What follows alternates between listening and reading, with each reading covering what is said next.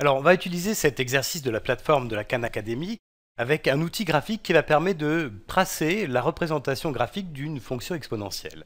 Ici, ce qu'on nous demande, c'est de déplacer les points orange de façon à ce que cette courbe soit celle de la fonction h définie par h de x égale 27 fois 1 tiers élevé à la puissance x. Alors ici, on a en fait une courbe qui est déjà tracée, mais ce n'est pas la bonne.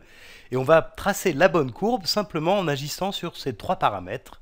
Ce point-là, qu'on peut déplacer. Ce point-là, qu'on peut déplacer aussi, tu vois, comme ça. Et puis aussi cette droite-là qui va représenter l'asymptote. Donc on peut déplacer cette asymptote-là. Elle reste horizontale, mais on peut la placer à différents endroits, comme ça. Alors cette asymptote, c'est en fait la limite vers laquelle tend notre fonction quand la variable tend vers plus ou moins l'infini selon les cas. Alors ça peut être étonnant, mais effectivement, quand on a une fonction exponentielle, ce qui est k ici, ça c'est une fonction exponentielle, en fait ces trois paramètres-là suffisent à tracer complètement la courbe représentative de la fonction. Alors je vais commencer par placer deux points, ces deux points-là, et pour placer le premier, en fait, je vais utiliser effectivement la valeur x égale 0, donc ça va correspondre à calculer ce qu'on avait appelé la valeur initiale de la fonction, et c'est celle qu'on obtient donc pour x égale 0. Alors pour x égale 0, 1 tiers élevé à la puissance 0, ça fait 1, donc h de 0 va être égal à 27 fois 1, c'est-à-dire 27. Donc h de 0, c'est 27. Ensuite, je vais prendre une autre valeur. Alors, par exemple, je peux prendre la valeur x égale 1. Il faut se réfléchir pour trouver des valeurs assez simples à calculer. Ici, x égale 1, c'est pas mal. 1 tiers élevé à la puissance 1, c'est 1 tiers. Et donc 27 fois 1 tiers, c'est 27 divisé par 3, ça fait 9. Ça veut dire que la courbe représentative de ma fonction passe par le point de coordonnées 1, 9, ici. Voilà. Alors maintenant, je vais agir sur l'asymptote. Je peux la déplacer, tu vois, comme ça.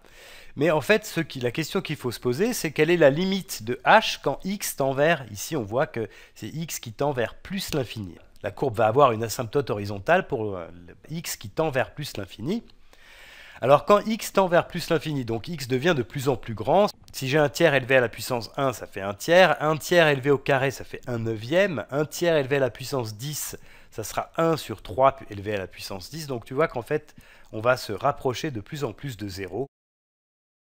Donc la limite de cette fonction, quand x tend vers plus l'infini, eh bien c'est 0, ce qui veut dire que l'asymptote, eh bien c'est l'axe des abscisses. Donc ici, je l'ai bien placé. Voilà, on va voir si c'est bon.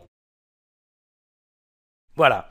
Alors, petite remarque qui aurait pu convaincre encore plus, avant de voir si le résultat était juste, c'est que cette courbe-là doit être vraiment la représentation graphique de h, de la fonction h. Donc on peut voir quelques points particuliers. Par exemple, la courbe représentative passe ici par le point de coordonnées 2, 3, abscisse 2, ordonnée 3, ce qui veut dire que normalement, h de 2 doit être égal à 3. Alors on va voir si c'est juste. h de 2, c'est 27 fois 1 tiers élevé au carré. 1 tiers élevé au carré, c'est 1 sur 3 au carré, donc 1 sur 9, 1 neuvième. Donc on a 27 fois 1 neuvième. 27 fois 1 neuvième, c'est 27 divisé par 9. Et 27 divisé par 9, ça fait bien 3. Donc tu vois que effectivement, cette courbe-là passe par le bon point. Alors tu pourrais calculer aussi d'autres points, par exemple celui-ci, en te basant sur le quadrillage. Mais là, on va faire un autre exercice du même genre. Alors voilà, on va faire celui-là, c'est exactement le même que tout à l'heure. On doit tracer la représentation graphique de la fonction g définie par g de x égale moins 12 fois 4 élevé à la puissance x. Alors je vais faire comme tout à l'heure, je vais déjà placer la valeur initiale. Donc pour x égale 0, j'obtiens g de 0 égale moins 12 fois 4 élevé à la puissance 0, c'est-à-dire g de 0 égale moins 12. Donc la courbe va passer par ce point-là, de coordonnées 0, moins 12, ça c'est un premier point.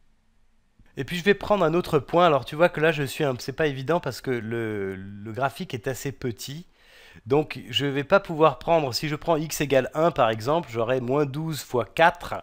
Moins 12 fois 4, ça fait moins 48 et ça sort de ma grille. Donc je ne vais pas pouvoir le placer. Si je prends x égale 1 demi, eh bien en fait je vais avoir moins 12 fois 4 élevé à la puissance 1 demi. 4 élevé à la puissance 1 demi, c'est racine carrée de 4. Donc c'est égal à 2. Et ici je vais avoir moins 12 fois 2, ça fait moins 24 qui est toujours hors de la grille. En fait, ce que je vais faire, c'est prendre une valeur négative de la variable x. Alors je vais prendre par exemple x égale moins 1. Donc je vais me mettre ici en abscisse moins 1. Et du coup, g de moins 1, ça sera égal à moins 12 fois 4 élevé à la puissance moins 1. 4 élevé à la puissance moins 1, c'est 1 quart. Donc en fait, j'ai moins 12 fois 1 quart, c'est-à-dire moins 12 divisé par 4, ce qui fait moins 3. Donc la fonction g, elle passe par le point de coordonnées moins 1, moins 3, c'est celui que j'ai placé ici. Et maintenant, il faut que je place l'asymptote, donc je peux la déplacer comme ça, verticalement. Mais la question qu'il faut se poser, c'est quelle est ici la limite de la fonction g quand x tend vers moins l'infini, c'est-à-dire quand x devient de plus en plus petit. Alors si x est égal à moins 1, on a vu que ça faisait moins 2 fois 1 quart. Si x est égal à moins 2, ici on va avoir 4 puissance moins 2, c'est 1 sur 4 au carré, donc c'est 1 sur 16. On va avoir moins 12 sur 16. Et en fait, si tu observes ce qui se passe, eh bien la limite de cette fonction g, c'est 0. Donc effectivement, l'asymptote, c'est bien l'axe des abscisses ici. Donc je vais la laisser où elle est. Et ce qu'on peut remarquer, c'est que la courbe est sous son asymptote, hein, elle est dessous. Et ça, c'est parce qu'en fait, la limite de g, c'est 0, mais par valeur négative. Parce que les valeurs de g sont toujours négatives, donc toujours situées en dessous de l'axe des abscisses. Voilà, j'espère que cette vidéo t'aura été utile.